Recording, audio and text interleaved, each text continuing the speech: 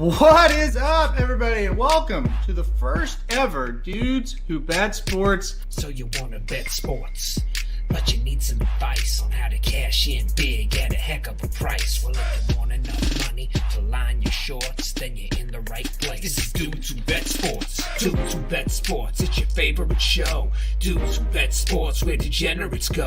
Dudes Who Bet Sports, time to change your approach with Aaron Halterman and his father, the coach. Let's ride. What is up, everybody? Welcome back to the Dudes Who Bet Sports Show. Like I promised, live on the road, I am here at Uncle Vito's Bar today, coming at you live with Dudes Who Bet Sports. Papa Dude, the world could be ending. Facebook is down, and it's been down for several hours. What are your thoughts on this problem we've got? Well, I've been trying to fix it. Didn't get anywhere with that. I just thought it was my computer. Really. And then I got a little notice came on there just a while ago that Facebook was down. So that may limit some of our viewers today that watch us on Facebook, but hopefully they'll know where to download this or find it later on, whenever we get going. Yeah, it's crazy, man. That's everybody was like, I don't know, my phone must not be working is what everybody was saying. Now Facebook is down, Instagram is down. And what happened is a major network that hosts a lot of these sites, it's down. And is that what it is? What we use for the videos, it was down for a good part of the afternoon as well. But we're back up now. Hopefully we don't have any glitches here. We can get through the show because we do have a lot to talk about. Another really fun week. Got another fun game in the NFL to talk about tonight. First, though, to start us off, I do want to go to the website, racingdudes.com/sports. You could go to it now, and these articles are available. But you wrote a very interesting article that I want to get to, the Week 5 College Football Report. If you're watching us live, you can see it up on the screen now. I'll pull it up. Like I said, if you're on the podcast version of this, racingdudes.com/sports is where you can find this. Kind of just summarize some of the things that have happened here through the first 5 weeks of the season. I'll let you kind of talk about it. The number one thing, and I think everybody kind of would agree with you now, Alabama and Georgia. Very obvious. These are the top two teams right now. Well, we thought we knew that before this weekend, and now we know. Mm-hmm. I mean, they took on Alabama took on a red-hot Mississippi team and destroyed them. And then Arkansas, who was probably the hottest team in the country, had all kinds of high hopes, went into Georgia and got just demolished by the Bulldogs. So right now what we're looking at is Alabama, Georgia. Now, keep in mind, we're only 5 weeks into the season. There's a ton of things that tend to happen over the whole course of the year. You know, there could be injuries, teams peak early sometimes. There's a lot of things that could happen, but at this point in the season, everybody is playing for number 3 and in the playoffs. That's what you're playing for. And then whoever gets in there, good luck, because you're going to get the crap beat out of you by these two teams. It's just that simple. Yeah, they look dominant right now. Jason Hummel says, get your popcorn ready. Of course, that's what Lane Kiffin said about the Ole Miss game. And they got their ass kicked. As my cousin, your niece mentioned to me last night, she said, we found out who the pretenders were last weekend, and that was Ole Miss and Arkansas. They were not ready to go to Alabama and Georgia, respectively. They just could not do anything. We'll get into both those games a little bit more in detail. There's no question. These are the two teams right now that are first and second. And I'll throw it up there again, Jason. Get your popcorn ready. Get your popcorn ready for the SEC championship game, because that is where these two are going to collide. As of right now, for sure. And they are really, really dominant teams. They're great teams from what we're seeing. And when you do a top 25, who do you put third? Who do you put fourth? Who do you put? You just could draw names out of a hat. Put 25 names in there and start drawing them out. It's very difficult once you get past these first two. And I don't remember recently having two dominant teams like this at this point. Yeah, I actually want to get into the top 25 just very, very briefly here in a minute. So I'll ask you that question that you just kind of asked all the listeners. Who the hell do you put in there after the top two? The top two are just so clear. It's unbelievable. And then Jason says that will be better than the national championship unless that's a rematch. Honestly, I think there's a great chance it would be a rematch. Say they both go into the SEC title game and they're undefeated. I think the winner is number 1 and the loser will be number 2, maybe number 3. Maybe they slide down one notch and then they have that opportunity for a rematch. We may see it twice. Right now, it really does look like that. All right, let's move on, though. Something else you talked about in your article this week. There are 17 undefeated teams left in college football heading into the second week in October. That's pretty incredible when you think there's 130 teams in Division I college football. 17 are now undefeated. You kind of went through and listed some. We'll start with the American Conference. Of course, Cincinnati gets the big one in Notre Dame. They're undefeated. And SMU, a lot of people may not realize that. You've got Cincinnati at an 85% chance now to stay undefeated, and SMU a 30% chance. The question I'll ask is, are we set up now this year more than ever for a mid-major to get into the playoff? Well, I think we are at this point. By the way, there's 19, Aaron. I goofed that up, and there's actually 19. Actually, there's 17, and you wrote that there's 19, but there's 17. There's what? There are only 17. Okay, well, I thought I did that wrong. Anyway, you wrote 19 on the article, and I said no, there's 17. And okay, changed it. So. All right. Well, I can't count, I guess. And I did this off kind of the top of my head too, so that could explain it. Your question was, is it set up for a team not from a Power 5 conference to get in? And that's what Cincinnati's win did for them. And the other thing is this: we have 3 major conferences that are not going to get a team in there more than likely. The Pac-12's done. Unless crazy things happen in these next 7 weeks, and they could.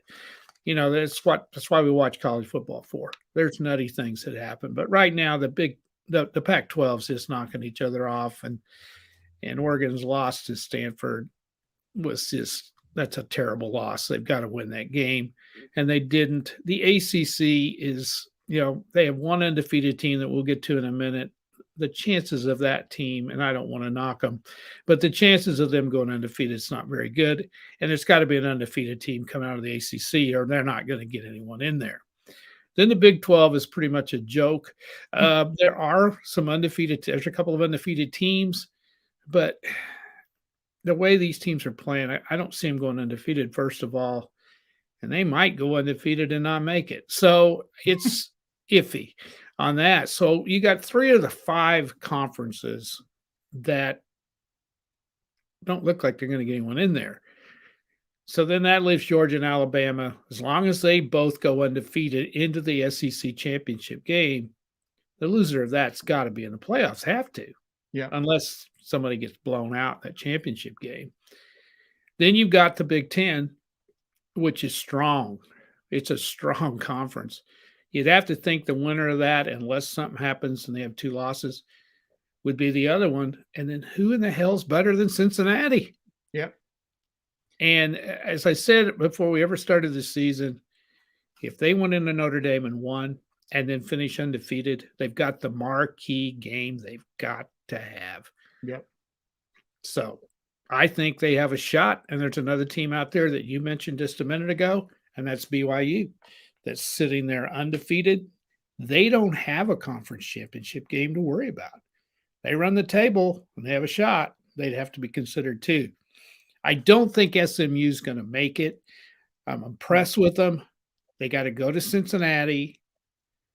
That'll be tough. And even if they beat them, then they may have to play them again in the conference championship game. Can they beat them twice? I don't know. Yeah, I think SMU is a good story. I think they've got a lot of talent. They've used the transfer portal very, very well. Gotten a couple kids from Oklahoma that might look good in Oklahoma uniform. Not going to be, not going to lie to you guys. But they're a good story, but they're not going to go undefeated. We talked about Wake Forest, the ACC. They're the only undefeated team left. That's not going to happen. I'll go a step further here with the Big Ten. Okay. You've got Penn State, Iowa State, Michigan, and Michigan State. Okay. I bet you none of those teams finish undefeated to end the year. And I think Cincinnati will get ahead of a one-loss Big Ten team even. Unless it's Ohio State. Well, okay, Ohio State with one loss is still possible. All of a sudden, the realm of possibility of Ohio State getting back in the playoff hunt is really good. Like, I'll venture to say Ohio State wins out from here on, they're in the playoff without any question because they're going to have to beat, a couple of these teams that are undefeated currently in the Big Ten. I think the Big Ten is going to get one in. And the Big 12, it's the two Oklahoma teams left. The one thing the Big 12's got going for them, it's not a tough conference. So somebody could go undefeated and get in, but I'm with you. I don't think it's going to happen. Both of those teams are going to lose maybe multiple times. You talked about Alabama and Georgia.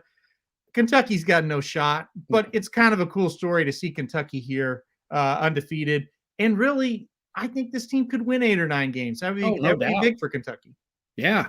Their schedule's weak. Yep. Running out, and they got LSU this week in Lexington. They have to win that game. They have to win. Yep, and then they've got to go. They have to play Georgia in Athens. They're not gonna beat them, but they might win 10. They got a shot. So you look at the game the game against LSU this week. They absolutely have to win. Yes. You're right. The Georgia game, a loss. They go to Mississippi State. That's strictly a 50-50 type of game. Tennessee, they have at home. They go to Vanderbilt. I mean, they should win there. New Mexico State at home. They should definitely win that one. And then they end the season at Louisville. Yeah. Kentucky could win 9 real easy. So no shot of really going undefeated, but it's still kind of a good story. And then let's go to the rest of the mid majors that are unbeaten here. BYU, you talked about them. Their schedule sets up pretty well. You've got them at a 65% chance. Let's lump them and Coastal Carolina in, right? They both have got a decent shot to go undefeated. Right. Probably no chance for these two teams that make the playoffs, though, right? Coastal Carolina definitely. Right. They play no one. I don't think they'll beat Appalachian State. They might. Yeah. But they don't play anybody else. There's 0 on their schedule to keep them from getting in there. So they could go undefeated. They have no chance to get in. BYU's got a little bit of a name. They've still got to beat USC, which would help, especially if USC would get their act together and win out, and then they go in there and beat them and they stay undefeated. They got a shot, but I don't think they can beat out Cincinnati. And there's no way 2 teams are getting in there from the other group of conferences. It's not happening. Yeah. Then finally, San Diego State and Wyoming. The bubble will burst on both of these teams probably pretty soon. Yeah. But it's a good accomplishment up to this point to be undefeated. So good for them. One last thing I wanted to throw in about these undefeated teams. Like I said, there are 17 remaining. 11 of the 17 undefeated teams are on the road or at a neutral site this week. So that is very, very interesting. I think this time next week, and we'll revisit this, I think this time next week, there might be like 9, 10. Yeah. I was going to say it might get cut in half this week. Yeah. So it'll be very interesting to see how these teams go on the road and play this week. So, all right. How about this? Biggest wins of the season so far. That's another thing you kind of broke down on this young college football season. And I agree. Cincinnati over Notre Dame. It's probably the biggest win because of what it means for Cincinnati. Cincinnati went from, you're still a mid-major to, you might be the first mid-major to make the Final Four. I thought that was a good choice. Oregon over Ohio State. It certainly looked better before Oregon blew it at Stanford. Still a huge win. Go ahead. And the other thing about that game, Aaron, is the implications for Ohio State. Yeah. It killed them. Yeah. So it's a big win 2 different ways on that one. And the same thing with Cincinnati. It pretty much knocked Notre Dame out of if Cincinnati wins out. We're saying this right now. There's so many crazy things that still could happen. Well, yeah. I mean, we're just assuming Cincinnati's going to win every game. Yeah. And every week in college football, you can get beats. But the win is huge no matter what, because it puts them in a position. Yeah. They really, really thought they could get to. Well, and if they'd lost, they're done. Exactly. So that's why it's huge. You could call that game in South Bend, and now Notre Dame does have a much better chance to come back and maybe make it if they ran the table, where if Cincinnati lost one anywhere, they're done. but that was a de facto playoff game. It really was. Unless we get some craziness. Kentucky over Florida, you ranked number 3. That was awesome. I love a good field storming, and it was great to see that at Lexington. They finally beat Florida at Kentucky.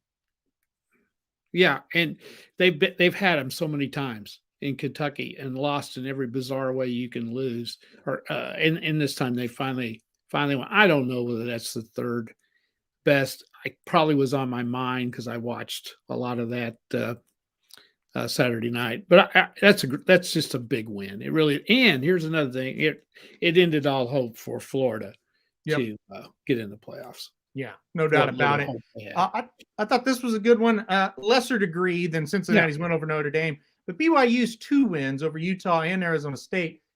If they are to somehow sneak in, if they do become the mid-major darling that has a shot, those are the wins that catapulted them. So that was very good for them. And then this one could be sneaky here. Penn State beats Auburn. Auburn beat LSU at LSU last week.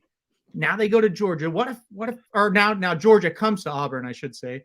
What if Auburn somehow pulls off a stunner and then Penn State beats Iowa? Man, Penn State is right there. Yeah, that's why I put that in there, because if that game kept Penn State relevant, and it's boosted them obviously up into the top 5 in most polls, number 3 in mine. And it's not inconceivable that Georgia could lose in Auburn. I mean, stranger things have happened.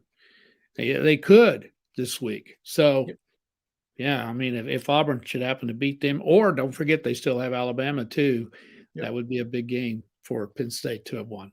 For sure. Definitely. Notre Dame. Now we go to the worst losses so far, and I believe you're talking like for playoff implications here. Right. Not necessarily like, how did Minnesota lose the Bowling Green type of thing? Like this is like for the serious things. Notre Dame loses to Cincinnati. That's a big time loss for Notre Dame for sure. Yeah.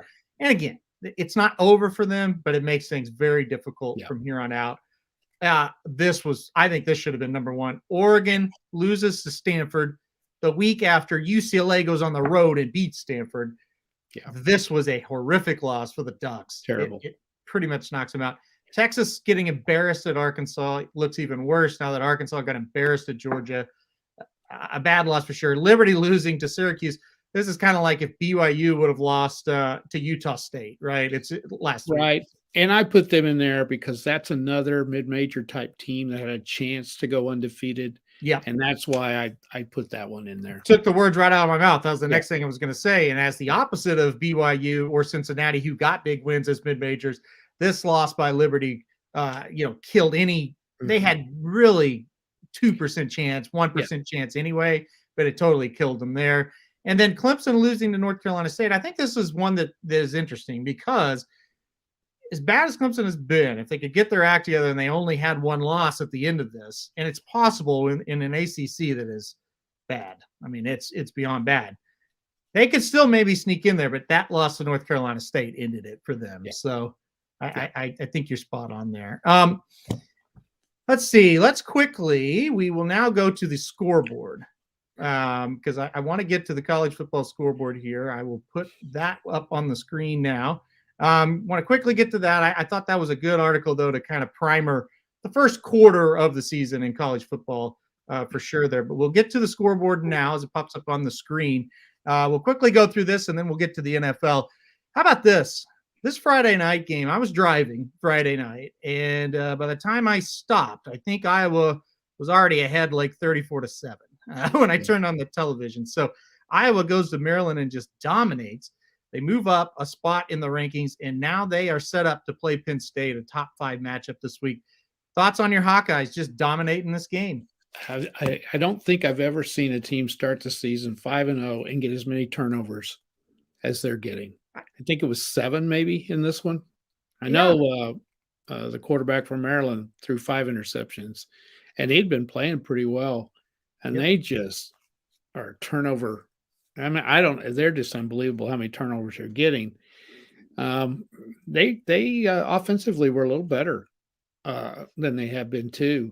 Mm-hmm. That was a great win for them, and they just demolished them. So it sets up a biggie this week in Iowa City with the Nittany Lions coming into town. I know it's huge, man. And you're right. It's just like every team they play that's relevant, they just hand them the football. I mean, and listen, Iowa has forced a few of these turnovers. We're not giving them enough credit. Some of these passes by Tua's little brother, my God, like, what are you doing? Like, you threw him right to him. So, but still, huge win for Iowa in a game we kind of thought they might lose. Yeah. We talked about BYU. They took care of business. And listen, this is an important point in college football. When you're a team like BYU, or really anybody, you get big wins, and then you have a game. It's kind of a trickier game, definitely better than Utah State, but it's on the road. It's a Friday night. They took care of business. It really wasn't close. That's a nice win. I know Utah State isn't that good. It's a nice win to go on the road after 2 big home wins and get that job done. So nice for BYU. We touched on Alabama. They just smoked Mississippi. That wasn't a game. Speaking of that, Georgia absolutely dominates the on-fire Arkansas Razorbacks, 37-0. Arkansas seemed scared to me. They just seemed like they weren't ready for this stage yet. Well, the one thing that happened, they couldn't get off to a bad start, and it was the worst start possible. Georgia just took the ball down the field on them with the first possession and just pounded them, and just gashed them. And then Arkansas screwed up, and they got a penalty, I think, on the kickoff, and then they ended up, in their own end zone trying to punt, and then they got another punt block later on, and everything just snowballed on them. And their quarterback, who's been playing so well, he's the one that looks scared to me. He looked like a junior high kid out there against Georgia, but a lot of guys probably do. Georgia's for real, and their backup quarterback played. Didn't even have their starting quarterback. Very impressive. They could have beat them 70-0, I think. The backup quarterback plays, and nobody knew he was going to play. That's they kept that quiet, which nowadays is almost impossible. They were able to do it. I mean, they are impressive. It was really, really impressive. And like I said, Arkansas, when you got out to that kind of start, you knew they were in big, big trouble. Yeah. They're not. What is it? They're not ready for prime time. No, they're not. Here's what's interesting, and we'll talk about this game, I'm sure, on Thursday. The two, pretenders will face each other this week. Arkansas goes to Ole Miss. So it'll be interesting to see who wins that battle. We'll move on. Oregon gets beat, like I said, at Stanford overtime. Questionable call at the end of regulation gives Stanford the ability to tie the game. Oregon actually got a stop on 4th down right at the goal line. They call pass interference, and then Stanford scores, and then in overtime they win. I get Oregon people, they're upset. It may have been a bad call. Don't let the game get this close, right? I mean, that's what it comes down to. If you're number 3 in the country, you don't play Stanford that close. Yeah. You just don't. What? I think Stanford's one of those teams that Oregon has trouble with, though. How some teams, we'll talk about us in a minute, they just have trouble with certain teams. Yep. And Stanford is one that Oregon has trouble with. Yep. But my God, Stanford's lost 2 games pretty decisively, one to K-State. If you're number 3 in the country, you win that game, so you can bitch all you want, Oregon. It shouldn't have been that close. Yeah, exactly. But still, a tough way to lose. They're pretty much out of it. Penn State and Indiana, this one put me to sleep. Indiana wins 24-0. This game, you're driving me nuts during this OU Kansas State game. You're like, you were shocked that K-State was going up and down the field on us, and their quarterback was throwing all over us. So do you remember when Martinez from Nebraska looked like Joe Montana, and the Tulane quarterback, who I don't even know his name anymore, looked like Joe Montana? I wasn't shocked that Kansas State was moving the ball all over the field against OU. The big thing is OU won 37-31. That's a good thing. And the offense looked like an OU offense for the first time. That's a good thing. Year. So OU doesn't cover again. So they're 0-4 against real teams, against the spread. Mm-hmm. They're 5-0, and I mean that's. I was happy with the game. Oh, really? Well, that's good. Well, I was happy they won. Yeah, and that's about it. No, I thought their offense played really well. We saw some coaching on one side of the ball. Then we saw no coaching on the other side of the ball. And so, obviously, Lincoln Riley did a great job and realized that he had to get Spencer Rattler out of the pocket. Yeah. And they rolled him out. He got in a rhythm, and he was phenomenal in this game. And that was the adjustment I thought that they made. That, and they let Marvin Mims play, who was their best receiver last year. Yeah. He played a lot, and they got him involved in the game. A fellow by the name of Kennedy Brooks got to run the football a little bit, which everybody's been clamoring for. Mm-hmm. All he does is gain about 8 yards every time he gets it. And so offensively made adjustments, and they played well. They really did. Defensively, total embarrassment, as usual, when they play Kansas State. Now, this week, Kansas State will score about 10 and look like crap, but they look like Alabama when they play us, and I don't understand why. And this time, the quarterback, who usually kills us with his runs, he couldn't run. He was immobile, and I just don't understand some things they do. And, of course, they let him run a kickoff back, and that was ridiculous, and that was all caused by a penalty. Anyway, let's just drop it. I'm upset enough. Okay, I'll go back to the positive. I thought it was Spencer Rattler's best game as a student. Yeah, no doubt. And I feel like if he didn't play as well as he did in this game, they would have lost. So, they would have. I thought it was great. And another disturbing thing, and I don't know what you do about this. They had the football. I couldn't. This is just unbelievable. They had it 3 possessions in the first quarter. First half. Right.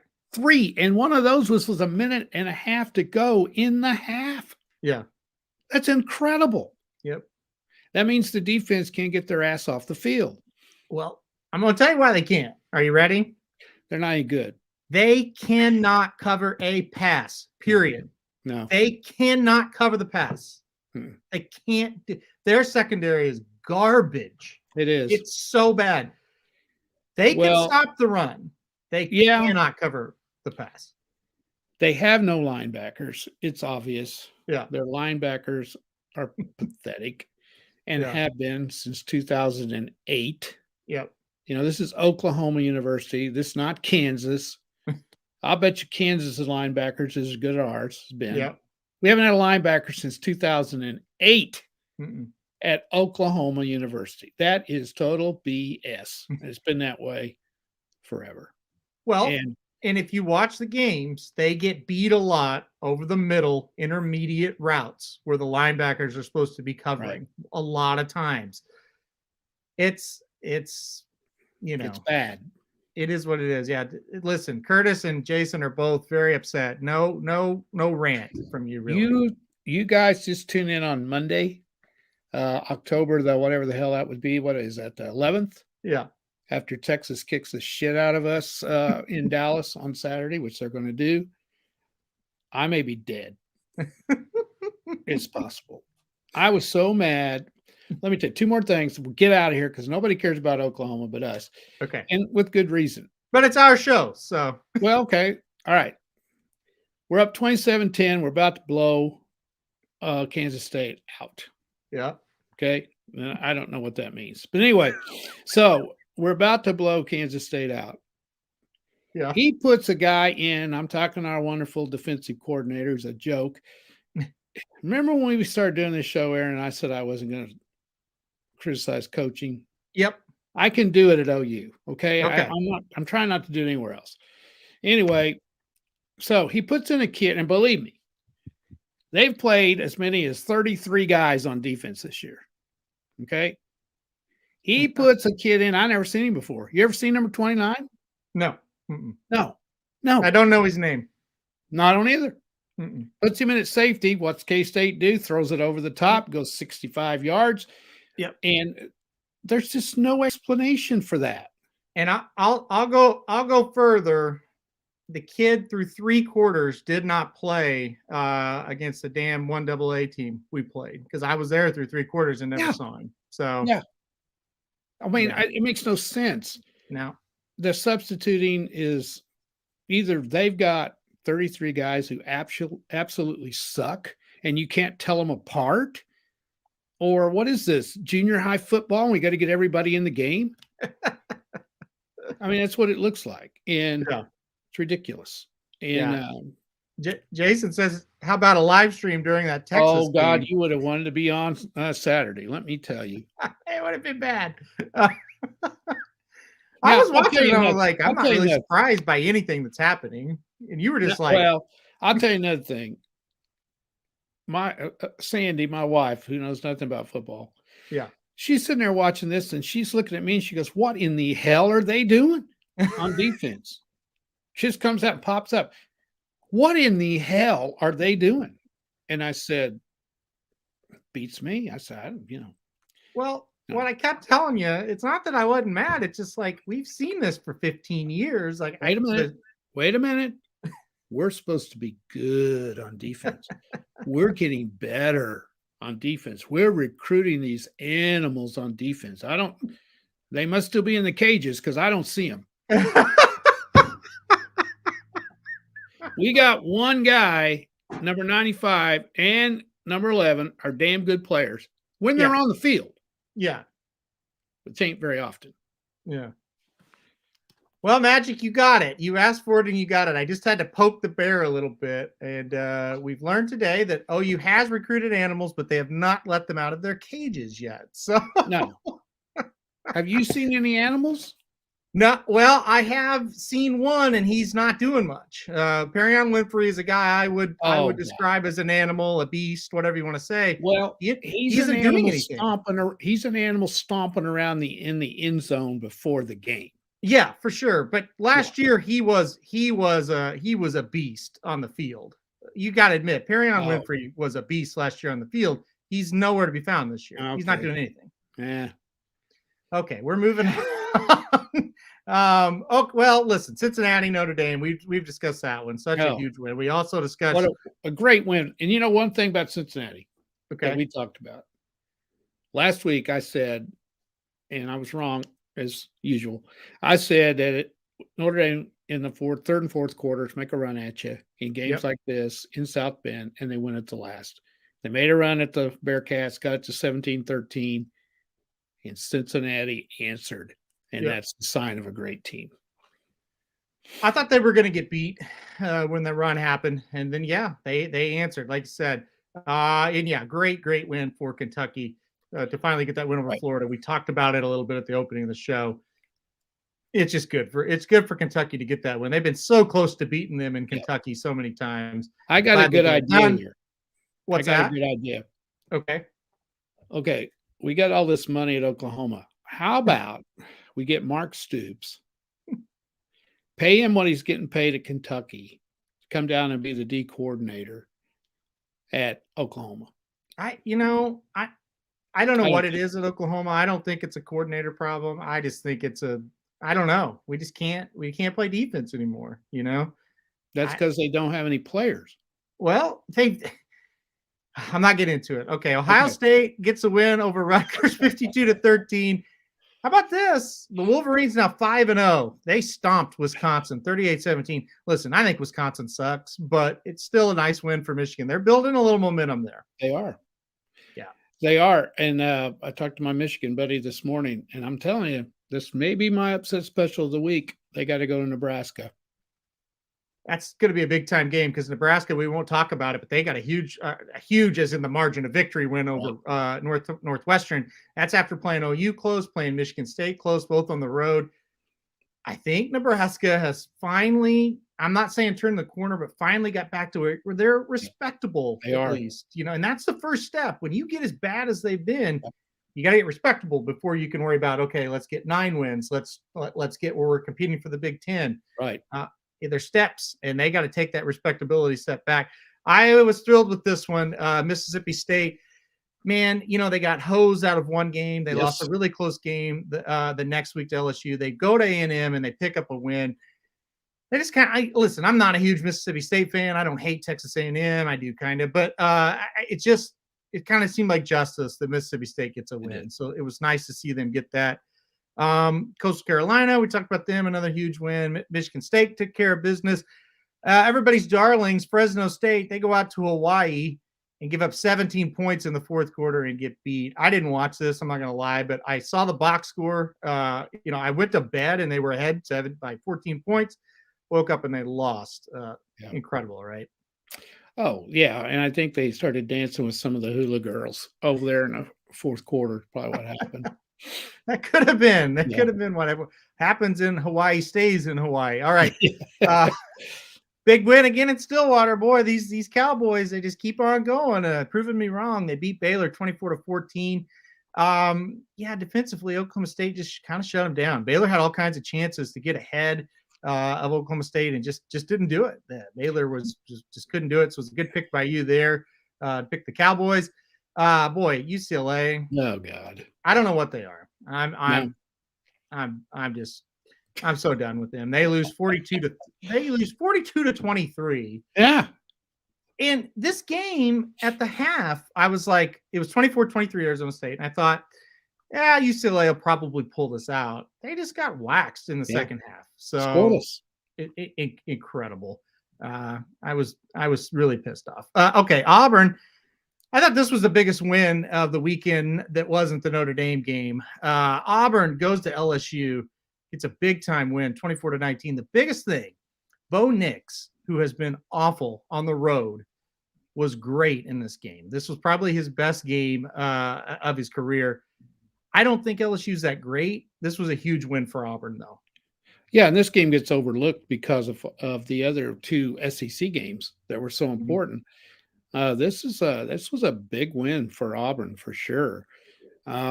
I'm wondering how long it's going to be till the greatest football coach in history, because he talks like this, is going to get fired at LSU. It's going to be pretty quick because they also have problems with the NCAA.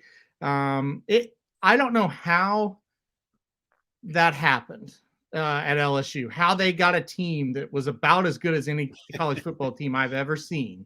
And now they're back to what I kind of thought they would be when they hired Ed Orgeron to begin with. I didn't think it was a great hire. And I'm like, well, how the hell did I miss this? They won the national title. Now they're back to mediocrity.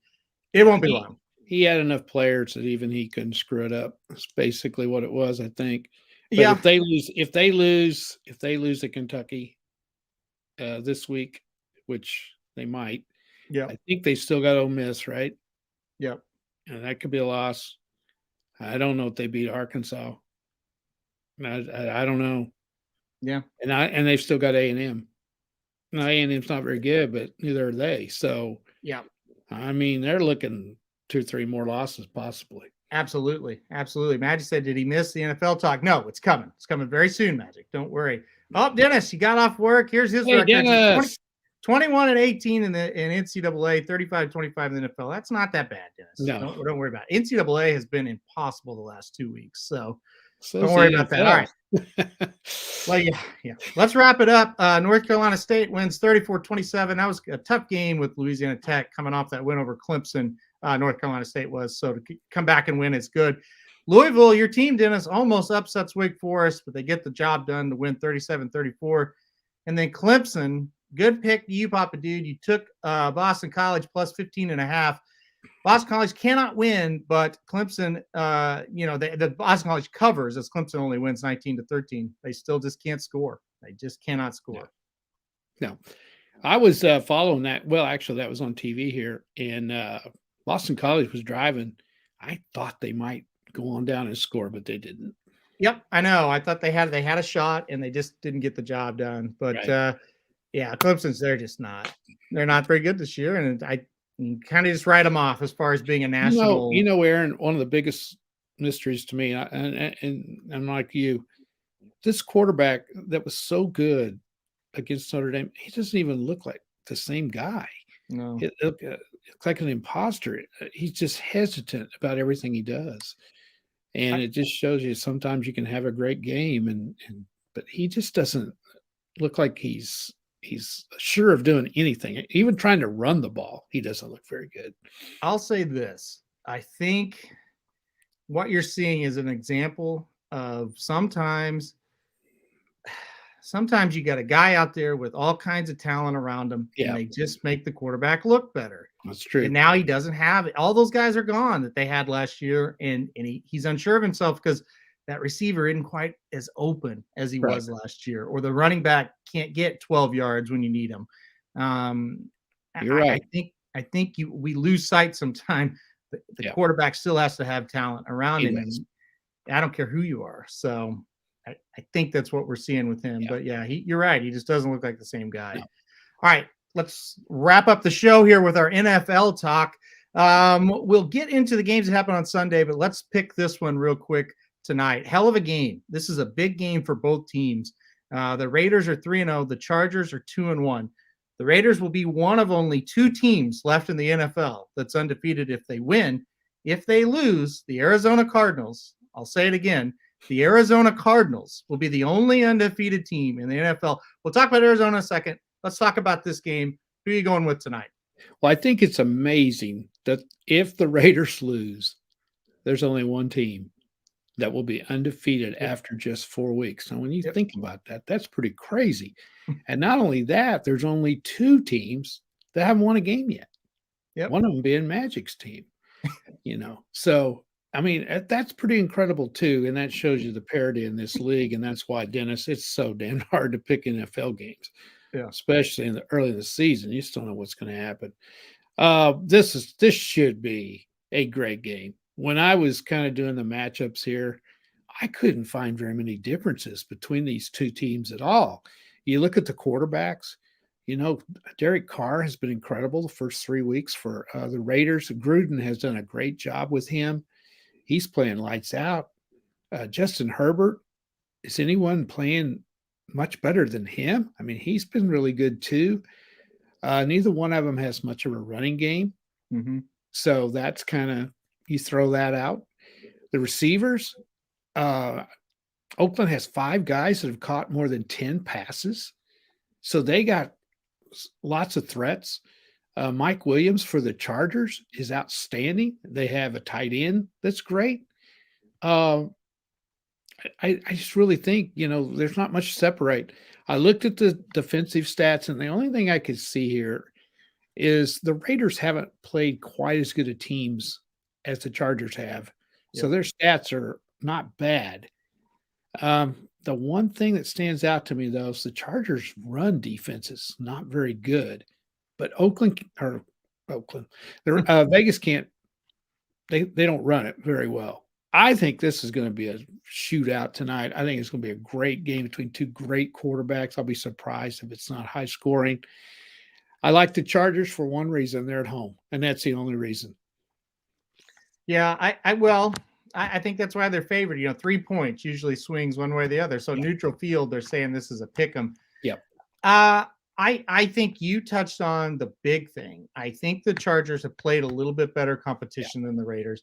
The Raiders have been to overtime twice. Now, credit them. They won them both, and that's not easy to do. I wouldn't even say the bubble bursts tonight, but I think they get their first loss. I think Los Angeles will get the job done, but I think it'll be a tight game. But yeah, I'm going to take the Chargers minus the 3 as well. Yeah, and we'll see what happens. I'm actually looking forward to this one. I think it'll be a great game. I do too. And it's. I mean, if the Raiders win, they're all alone in first place in that division. And if the Raiders lose, it's a 3-way tie for first in the division. And one of those 3 teams is not the Kansas City Chiefs. The Chiefs. So, I know. Pretty crazy. Curtis is singing the blues. The only halfway decent defensive lineman the Lions had just announced as out for the year with a torn Achilles. Can the Lions just officially call it a year now? Nope. You have to play all 17. Yeah. I thought you might get one yesterday, Magic. I really did. And they didn't. Yeah. They played as hard as they could. They didn't actually. They were awful in that game. We'll get to that. Thursday night game. Thank you, Cincinnati, for falling asleep and not playing at all in the first half and getting behind and still winning but not covering. I appreciate that. Yeah, I was pretty mad watching that too. They were just sleepwalking the first half. They looked like the Lions in the first half, but they did. They did. They did wake up and win the game 24-21. All seriousness. By the way, Aaron, that was to a team that hasn't won a game, just like the Lions. Just like that's right. In all seriousness, big time win for Cincinnati. They are in a 3-way tie at 3-1 for their division lead right now. And the Steelers are 1-3 and in 4th in that division. So that's pretty incredible. All right, we'll move on. Washington beats Atlanta 34-30 in a game nobody cared about, not even the fans of either team. The Bills win 40-0 over the Texans. Texans are officially terrible like we thought they would be. How about the Bills? Can the Bills now at 3-1? They lost a fluke game against the Steelers. Are the Bills, are they the best team in the AFC right now? Well, they really aren't playing anybody. Yeah. They're going to find out. We're going to find out this Sunday when they come to Kansas City. They look good. They should be undefeated, no doubt about it. We'll see how they do against the Chiefs. That's going to be a heck of a game in Arrowhead. I think that's Sunday night. Yep. Huge game Sunday night, big time under the lights at Arrowhead. That's a big time atmosphere for sure. The Bears beat the Lions. Once again, we'll poke at Magic one more time. Yeah. The Bears last week, Magic, I've never seen a team any worse. And then they beat the Lions this week. Sorry. 1 yard passing last week. One. It's incredible. It really is. How about the Cowboys? 36-28. That game wasn't as close as that. They really dominated that one. I'll ask you this. I mean, the Cowboys did lose to Tampa opening week, but they had a great shot to win that game. How about the Cowboys? Are they one of the best teams in the NFC? Are we ready to get there? Well, they're as good offensively as anybody. That is for sure. Yeah. They demolished Carolina yesterday and decided to let them back in it and almost didn't cover, which would have really I don't know what I would have done if that happens. But anyway, they look really good. They're running backs. Oh my gosh, Elliott is on fire. Magic says Lions with the FU in futility. Listen, Magic. The Lions are probably going to lose. I don't know who to play, but they're probably going to lose. We're going to lose. We need to do the show Monday, just me and you. Just you throw out a Lion thing, and I'll throw out a Sooner thing, and it'll be fun. Yeah. Back to Dallas. They really do look good. They're fun to watch. They really are. I love watching them play. Yeah, they are fun to watch for sure. Even if you don't even like Dallas, that offense, you have to admit, is fun to watch. Yeah, we'll see what happens with them. I really like them. And you think about they went to the Los Angeles and won. And if Los Angeles wins tonight, they're 3-1. And so that win looks better than it did when it happened. So, yeah, they look good. Colts beat the Dolphins. Really good pick by me to say the Dolphins were a sleeper this year. They got injuries. Wow. Quarterback's out. Jacoby Brissett is he's brutally bad. Yeah. Speaking of brutally bad quarterbacks, Baker Mayfield is brutally bad. Now hold on, Aaron. He is so bad right now. This is the worst I've ever seen him play. Now, here is a disturbing thing. Go ahead. Guess who's back? I know. Odell's back, and all of a sudden Baker's no good again. I know it. He was so bad when he was playing, and then he got hurt. And it's just like now. I haven't got to watch him. Is Jarvis playing? Jarvis Landry? No. Okay, that's hurting him right there. That is really hurting him. How long is he out? I have no idea how long. He's out another couple of weeks, I'm pretty sure. That's hurting him. Beckham is the most overrated player in the NFL. End of discussion. He's not that good. But I know. He's wide open. The game's over. And Baker, I mean, there's nobody within 10 yards of Beckham. And Baker, I didn't see the laser at his feet. I mean. Yeah, I don't know what's the matter with him. He was so good the first 2 weeks. Yep. Yeah, it's a problem right now. They're lucky to be 3-1. Yeah, for sure. They are 3-1. They do win 14-7. And yeah, I do agree with Jared. Right now, through those, if you're going to judge Baker on the last 2 games, he ain't going to cut it. He has to be better. Well, there's just one problem. You can't judge him on the last 2 games. Well, you do that. I mean, he may come out and throw for 400 this week. You don't know. Yeah, I don't know. He looks bad. He looks really, really bad. Yeah. Dennis says Browns will never win a Super Bowl with Baker. Too inconsistent. Jason says put a decent quarterback on the Browns and they win the Super Bowl. Not a chance. No, the Browns aren't going to win a Super Bowl, period. They play in Cleveland. Yeah.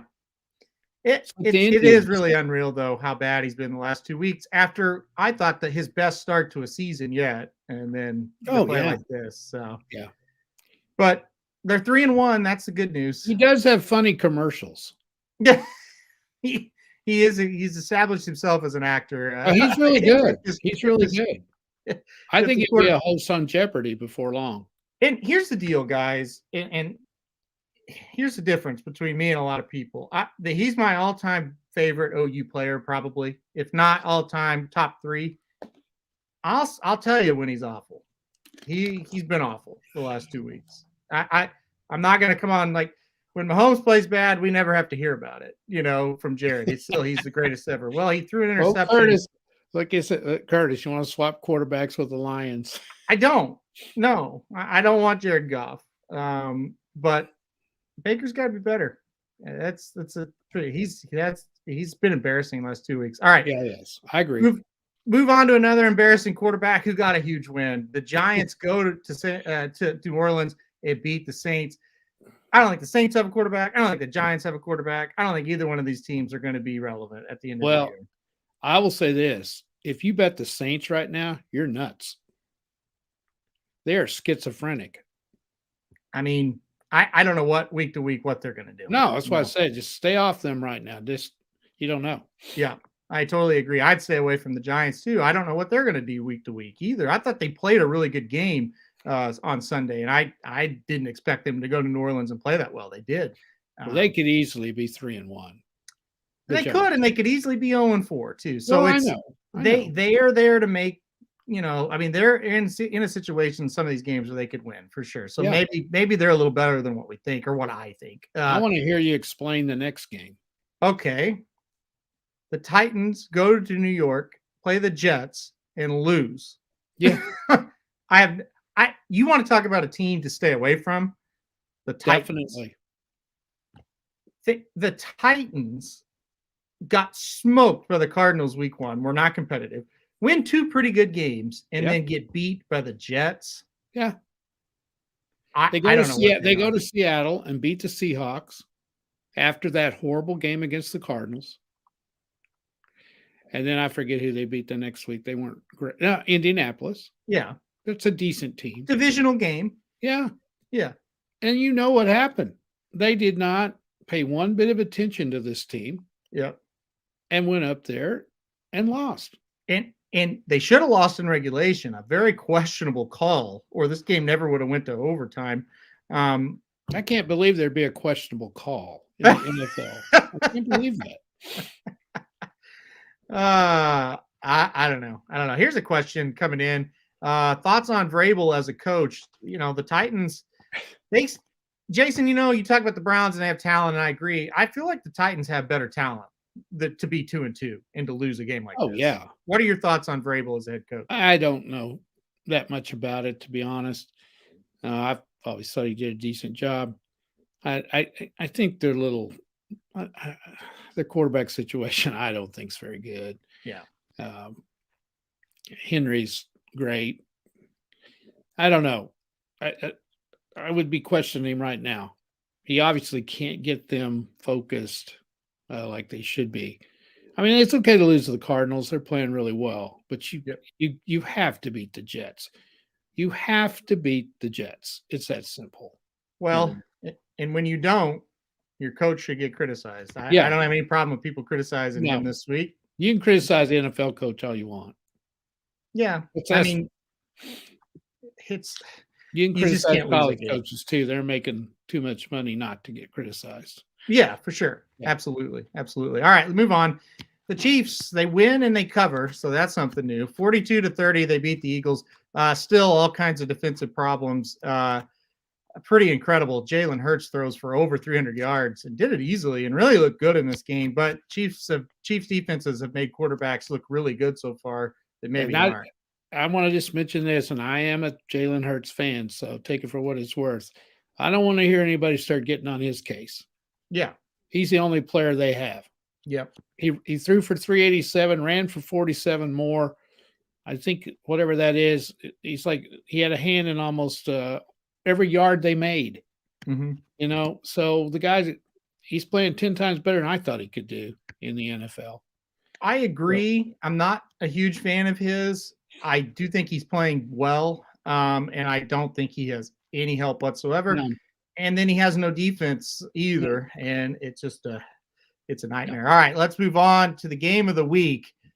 Unbelievable. Arizona Cardinals, they did whatever they wanted on the Rams after the Rams beat Tampa in week 3. Arizona stomps them 37-20. And like I said, if Vegas loses tonight, the Cardinals are the last remaining team unbeaten in the NFL. I'll ask you now, are the Cardinals for real? They are for now. There's a long way to go. But right now they are. You've seen them a lot. I haven't. Yep. You hit the nail on the head last week, Aaron. You can't pick a game, but you can figure out the rest of this stuff. Mm-hmm. You said, can the Rams match the intensity they had against Tampa? Yep. And maybe they did, and Arizona's that good. I don't know. But it's hard for me to think that they are. But you've seen them, and they didn't just win this game. They whomped them. And that's impressive. And I know Kyler Murray is a heck of a player. So right now they are. The problem with Cardinals they are in such a tough division that, they've got to keep winning tough games. And man, that just grates on you as the season goes on. They turn around and they got to play the 49ers this week. It's in Arizona. 49ers are desperate. But they got a quarterback that's hurt too, and I don't know how bad it is, but I mean, that's you got to go beat a desperate team next week, and that's hard to do in the NFL when the other team's got some talent. Jason wrote, he said he can't figure out the Titans and the Vikings. No. I can't figure out the Cardinals, and the reason why it's not going to get any attention for anybody that hasn't watched them or just watches them casually is they're 4-0, and so it's like, well, they're winning. What do you mean you can't figure them out? They could not have looked any better week 1 or this week or last week, I should say now, week 4. Guys, I'm telling you, week 2 and 3, this team was hot garbage. They were awful. They should have lost to the Vikings. The Vikings missed a 35-yard field goal. That game was at Arizona, by the way. Missed a 35-yard field goal. Vikings went up and down the field on them. Kyler Murray threw 2 or 3 picks. They looked awful. The Jacksonville game, and maybe just teams are going to look shit against Jacksonville because they know they're not any good. Cardinals were awful in that game. They've had 2 games where I don't think anybody could beat them, and 2 games where I think they could lose to anybody.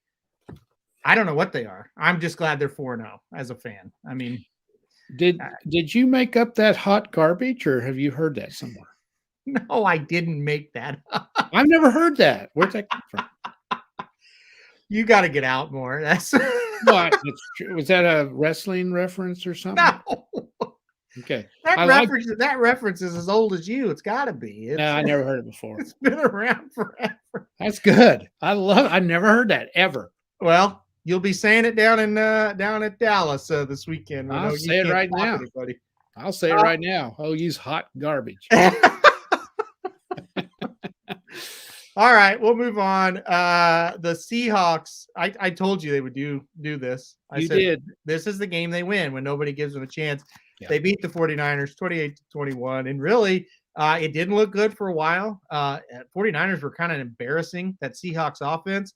All of a sudden, the Seahawks got going and ran away with it, 28-21. What do you think of this game? It's just like you called it, and I kind of thought it would be the same way. That's just what they do. Yep. And it'll be interesting because I think they play whoever that. I think play the Rams this week. Yeah, I'm 99. I'm going to look. I'm 99% sure. Yeah, they do play the Rams. I thought I saw that. So yeah, that they play. It's Thursday night. Yes, that's the Thursday night game. Yeah. Yes. So that's what this division's all about. You win a big one, and boom, you got to go play another one, and it's tough. It really is. Yeah, that'll be a dandy. Dennis says that he doesn't know who's killed him more, the Seahawks or the Titans. I know it's crazy. And then Jason said Thursday they'll lay an egg against the Rams. Yeah, they might. Well, good. They very well Yeah. could. We'll see what happens in that. That'll be a fun game we'll talk about on Thursday. I told you this would happen to you. You wouldn't listen. The Ravens Yeah. just stomped the Broncos. I I don't mean, like the Ravens. by the way, I have to brag on the games I'm right because it doesn't happen very often. So bear with me when I say I told you this would happen. I was when I wondering did it when- maybe why you were twice out of rubbing it in. 15. So I was wondering why you were rubbing it in so bad on me. I get it now. Okay. That's good. I can take it. oh no, well I can too. Trust me. You've never seen the emails I get for the racing side of it. I can miss a couple football games. And Yeah. be okay. I know. Yeah, Ravens win 23-7. This was really never a game. I just think Denver, it was just a situation. They're just a little bit, they got blown out because of who they beat, and they aren't that good. And the Ravens really aren't great either, but I think it was a big game for them. They got up for it because of the record, and they really get the job done. Packers, I'll call that a workmanlike win over the Steelers, 27-17. Steelers showed a little life at least, so there's that. And then last night, a lot of people talking about this game. Obviously, the Buccaneers go to New England and win 19-17. Brady's return home, so to speak. A lot of people, especially up here where I'm at right now, and my family are like, "Oh, what a game last night!" It was a close game. I was kind of bored with it, honestly. Well, I was until the end, for sure. Okay. The first part of that game was awful. There's punts and it was not good. And Brady did not play very good last night. But I'm glad you brought it up, and because I do want to mention a couple of things that I think are important. And a lot of people disagree with me because they don't like Brady. After the game last night, if you go watch the interview, and I can't think of the gal's name that did the interview. Is Michelle Latoya or Lafoya? Is that might have I been? get them confused who's on which network. Yeah, she definitely is one of them. Yeah. Right. I don't know if it's her or not, but anyway, it was really says a lot about him. And I've always liked him. I know he's kind of arrogant, and a lot of people hate him because he plays for the Patriots and all of that. But I've never seen him be anything but humble. And he was so humble last night. Going back into New England and playing that game bothered him. It bothered him a lot. He did not want to go in there. He loves New England. And he made a point of how his kids grew up there, and they loved it while they were there. And I think he even said they're going to go back whenever he's down in Tampa Bay. He was great on that interview. He had tears in his eyes, And I just watch the way other players react to Tom Brady. He's a great teammate. Yeah. They love him. I saw some of the New England players coming up and hugging him, after the game. Yep. I have a ton of respect for him. And the other thing is, he plays for a very good reason. He loves to play. Yeah. He loves to play. He's what you want in an athlete. And he doesn't do controversial things, good family man. And he could quit. He doesn't need to go out there and go through that, but he can't give it up. He loves to play. And I think that's very important in today's world. Yeah. No, I agree. He definitely, as old as he is, he certainly loves to play. That's why he's still out there for sure. Yeah. And him and Urban Meyer, good family men, no doubt about it. You probably didn't see that, did you? No, I did not. Herb got caught with it looked like a stripper maybe. So are you kidding me? No. Well, I saw a reference on something and I thought, what the heck's that about? But I didn't, delve into it. Herb had a real heartfelt apology today on his press conference. It's worth a watch just to laugh. Yeah, I might. Unless you like Herb, then probably you don't. I don't like Herb. Magic, yeah. Go on Twitter. Go to Barstool Sports' Twitter, Magic, and you'll find Herb and the stripper. So, I think it's a good question to bring up. Who was better last night, Brady or Belichick? Belichick certainly slowed down / shut down Tom Brady a little bit. So, what do you think? Who was better last night? Well, Belichick didn't play, so I can't really. Oh, you mean his defensive scheme? Right. Okay. I thought there for a minute Belichick was playing. I didn't notice it. I don't know. I think Brady had an off night because he didn't really want to play up there last night. That's what I think. I think he had a lot of inner thoughts going on, and I do think New England's got a quarterback that's going to be a superstar before long. I'll say this. I think New England, and this is a really, really dumb thing to say, I think they kind of turned a little bit of a corner last night. Yeah, I thought they played really well. I thought the game plan was great. I thought, like I said, Mac Jones, for being a rookie and it's his 4th game and he's got to face Tom Brady, I thought he was pretty good. Yes. I think the weather had a lot to do with both teams just not really running the ball or are moving the ball that well. I don't know. I thought the Patriots gained more out of last night's game than the Buccaneers did, honestly. I think Brady was just glad they got a win last night. I think he knows they weren't at their best, and I think he knows they're not playing as good as they can. And honestly, he may have been a little tight when that game started. Oh, he did not have a second half. I thought, Dennis, he kind of settled in and played pretty well. So yeah, he said that they usually go out early and they warm up and things. He didn't go out. He did not go out early because he didn't want to deal with everything that was going on. Yeah, and that's just kind of an indication to me that he's been dreading that game. Yeah. I think you're right. I think he did have a sense of relief once that game was over with the interview and everything, like you said, post game. Now you're up there. You haven't been there very long, but what were the people in the area saying?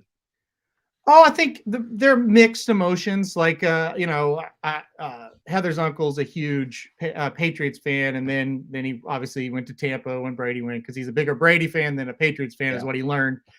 He was mixed. He was like, I wish I wish the Patriots would have either won or Brady throw for like 450 yards. It was kind of okay, Brady won. He didn't really look that good.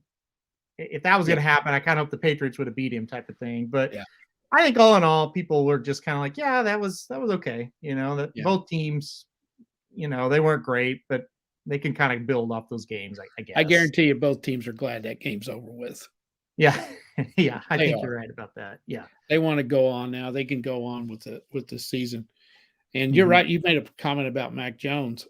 The pressure he was under last night. We kind of forget that. Oh, no question. He didn't crack under it. And again, he didn't. It's not like he played a tremendous game. It was just unbelievable. But he was really good for the situation at hand. And people forget when Tom Brady first got the starting job at New England, he was not that good. They won that first Super Bowl with a great defense that shut down a Kurt Warner-led Rams team. Also had Isaac Bruce, Marshall Faulk, and they were able to shut him down. And they didn't score a lot of points, and they won. It took Brady 3 or 4 years to really get going. Yeah. So I think Mac Jones is going to be just fine. And Jason agrees. He says Patriots could be a really tough team to beat at the end of the year when Mac has a season under his belt. He's playing so much better than the other rookies. He really is. He's playing better than the other rookies. There's no question.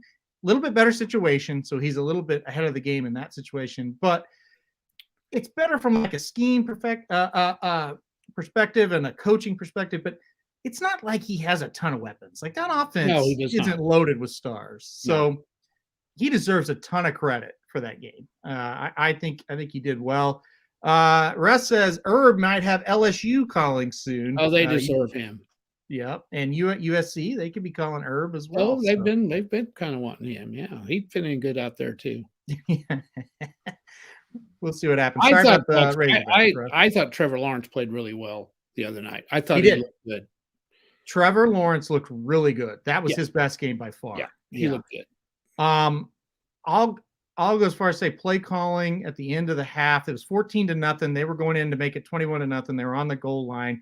They decided to go for it instead of kick a field goal, and they ran like a speed option, which I thought this is not college. That's a college play call, and got stopped. And I thought that flipped the game around, or we might be talking about Trevor Lawrence getting his first NFL win. Yeah, I understand where he's coming from, going for it. I do too. I didn't hate going for it. Yeah, but the play call is just like, you could have done better. Of course, you know what? If they score, you and I are sitting here saying, you're not even saying anything about it. We're saying, boy, that took balls, and what a call! They knew it was going up the middle, and he went to the outside. So right. That was the game, though, that turned that whole game around. It did. It definitely did. No doubt about it. All right, guys, make sure to join us on Thursday. We'll be back to break down all the games. You'll want to hear Papa Dude's thoughts on who he's picking, and you want to hear mine so you can do the opposite. That's what's great about the show. You get great coverage from Papa Dude. You get terrible opinions from me, but you know they're terrible coming in, so then you can bet the opposite. So that's the value I provide on this show. It'll be a special show. It's Texas week. We're gonna have fun. We're gonna have a lot of fun on the show talking about the OU Texas game. I probably am going to be leaving. I'm going to probably be leaving for Dallas maybe after the show. That's awesome. That's doubt very, it. very I'll awesome. probably wait and go Saturday. Yeah. What time for the show Thursday? It will be 1 p.m. Eastern, noon Central. So, Russ, I'm guessing you're in Arkansas because you're a Razorback fan, but noon Razorback time. We'll call it. Yeah, we'll be here on Thursday. Yeah, you're leaving for the game. Russ, how you feeling about Mississippi? Ooh, this is a big game for the Razorbacks. Yeah, I need some pointers on that one from a expert on the Hogs. Who bounces back is the question. Who bounces back? I don't know. It'll be a really, really good game. Here we go. Really big game. Have you partaken? What's that mean? I don't know. Oh, he's talking. Dennis says, I know what it is. Dennis says LSU has great strippers on Bourbon Street. And Jason said, how do you know? Have you partaken? So I got it. All right. Yeah, it's going to be a special show Thursday. Talk about OU Texas. Of course, we'll talk about everything else too. Russ says not good. So. Oh. But we know he's a pessimist. We do. Yeah. I don't know. Have you seen the line on that game? Do you know it? Yeah, I got it here. Hang on. Okay. Give me a minute. Maybe more than that. Okay. I don't know. Oh, here it is. Mississippi 6.5. 6.5 point favorite. That's probably about right. Arkansas has a habit of beating them. Yeah. Oh, now it's minus 5. Okay. Okay. Well, we'll have to think about that one. Well, listen, I'll give you the wrong opinion on Thursday. Tune in for it. Well, it's a long time to Thursday. That'll be one of the games we talk about, though. For sure. Yeah, top 25 games still, even though they're coming off losses. Listen, here's the deal. If OU went to Georgia, if OU went to Alabama, I don't know if they played any closer. So no. Who in the country could go down there and play them any closer? There's probably a few teams that we just don't know about just yet that probably could. I don't think OU's one of them. No. So, I mean. I'll tell you what. I'll bet you right now Auburn gives them a game. I think it's on the road. Offensively, I think a good defense will be able to slow down Georgia for sure. And Auburn, they're pretty decent defensively. Yeah, I bet that one's closer. Yeah. I like what Jason says here. Jason, after Saturday, I'll tear all this stuff down off the walls. Yeah, some show we need a tour of Papa Dude's OU museum. So he's looking at all this shit that's on the walls. Yeah. I won't be doing the show from in here next week after the loss. That's for sure. So, yeah, I should give a tour of the bar that's sponsoring us. That's a pretty neat looking place you got there. Yeah, we got some setups here, and there's actually a booth over here in the corner, and I'm impressed. Cool little stuff. I'll show it on Thursday, just so people will join us on Thursday. All right, guys, we're gonna get off of here. I knew we'd go a little long. There was just a lot to talk about. And quite honestly, it's just fun coming on here and talking with everybody. So yeah, it is. And you guys that are on here, you guys are fantastic. Yep. I feel like you're my friends. Other than Magic, I feel like they're my friends as well. So I don't feel that way, Magic. I like you. Listen, Magic knows. There's a couple of other guys you work. There's a couple, and there's some others I don't, but I like you. Magic and I, we go way back. So yeah. All right, Magic. I'll see you soon. This is our sign. This is Magic and I sign. I'll see you soon, Magic. All right. We're going to sign off of here. By the way, speaking of Magic, the Magic Mike show is coming up in about an hour and 15 minutes. So make sure to check that out. Magic and Mike will be here recapping all those, just a ton of Breeders' Cup winning your in races. They'll recap. What a great weekend. I'm sure they'll have a lot of fun with that. And like I said, we'll be back right here on Thursday, breaking down the games for you once again. We love doing this show. We love everybody that's tuning in. You can also download our show now on anywhere you find podcasts. The Dudes Who Bet Sports show's there. So ton of fun, guys. Thanks everybody for joining us. We'll be right back at you Thursday. So good luck, everybody, playing Monday Night Football.